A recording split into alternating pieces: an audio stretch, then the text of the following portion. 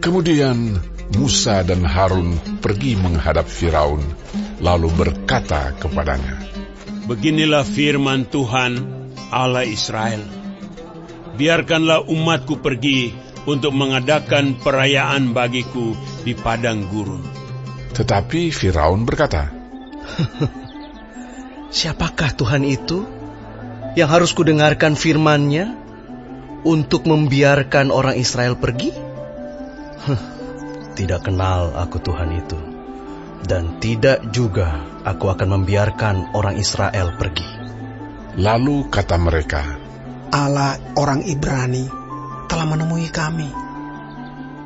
Izinkanlah kiranya kami pergi ke padang gurun 3 hari perjalanan jauhnya untuk mempersembahkan korban kepada Tuhan Allah kami, supaya jangan nanti mendatangkan kepada kami penyakit sampar atau pedang."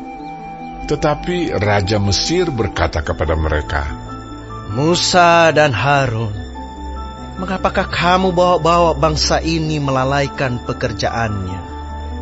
Pergilah melakukan pekerjaanmu." Lagi kata Firaun, "Lihat, sekarang telah terlalu banyak bangsamu di negeri ini.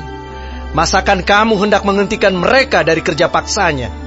Pada hari itu juga Firaun memerintahkan kepada pengerah-pengerah bangsa itu dan kepada mandur-mandur mereka sendiri, "Tidak boleh lagi kamu memberikan jerami kepada bangsa itu untuk membuat batu bata seperti sampai sekarang. Biarlah mereka sendiri yang pergi mengumpulkan jerami.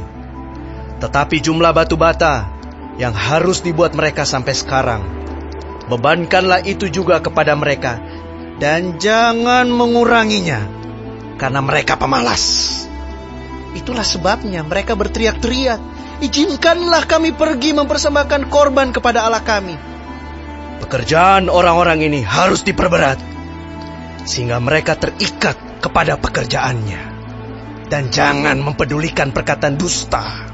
Maka para pengerah bangsa itu dan para mandurnya pergi dan berkata kepada mereka, "Beginilah kata Firaun, aku tidak memberi jerami lagi kepadamu. Pergilah kamu sendiri mengambil jerami, dimanapun kamu mendapatnya. Tetapi pekerjaanmu sedikit pun tidak boleh kurang." Lalu berseraklah bangsa itu ke seluruh tanah Mesir untuk mengumpulkan tunggul gandum sebagai pengganti jerami. Dan pengerah-pengerah itu mendesak mereka dengan berkata, "Selesaikan pekerjaanmu, yaitu tugas sehari, seperti pada waktu ada jerami." Lalu pengerah-pengerah Firaun memukul mandur-mandur Israel yang mereka angkat sambil bertanya, "Mengapakah kamu pada hari ini tidak menyelesaikan jumlah batu bata yang harus kamu buat seperti kemarin?" Sesudah itu, pergilah para mandur Israel kepada Firaun dan mengadukan halnya kepadanya. "Mengapakah Tuanku berlaku seperti itu terhadap hamba-hambamu ini? Jerami tidak diberikan lagi kepada hamba-hambamu ini. Tetapi walaupun begitu, kami diperintahkan buatlah batu bata. Dan dalam pada itu hamba-hambamu ini dipukuli. Pada rakyat Tuanku lah yang bersalah." Tetapi ia berkata, "Pemalas kamu, pemalas! Itulah sebabnya kamu berkata, 'Izinkanlah kami pergi mempersembahkan korban kepada Tuhan.' Jadi sekarang, pergilah, bekerja. Jerami tidak akan diberikan lagi kepadamu, tetapi jumlah batu bata yang sama harus kamu serahkan."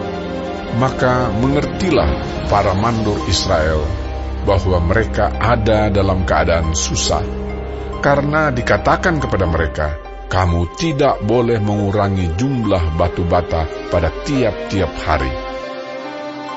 Waktu mereka meninggalkan Firaun, berjumpalah mereka dengan Musa dan Harun yang sedang menantikan mereka. Lalu mereka berkata kepada keduanya, "Kiranya Tuhan memperhatikan perbuatanmu dan menghukumkan kamu, karena kamu telah membusukkan nama kami kepada Firaun dan hamba-hambanya. Dan dengan demikian kamu telah memberikan pisau kepada mereka untuk membunuh kami." Lalu Musa kembali menghadap Tuhan, katanya, "Tuhan, Mengapakah kau perlakukan umat ini begitu bengis? Mengapa pula aku yang kau utus? Sebab sejak aku pergi menghadap Firaun untuk berbicara atas namamu, dengan jahat diperlakukannya umat ini, dan engkau tidak melepaskan umatmu sama sekali. Tetapi Tuhan berfirman kepada Musa, Sekarang engkau akan melihat apa yang akan kulakukan kepada Firaun. Sebab dipaksa oleh tangan yang kuat, ia akan membiarkan mereka pergi. Ya, dipaksa oleh tangan yang kuat, ia akan mengusir mereka dari negerinya.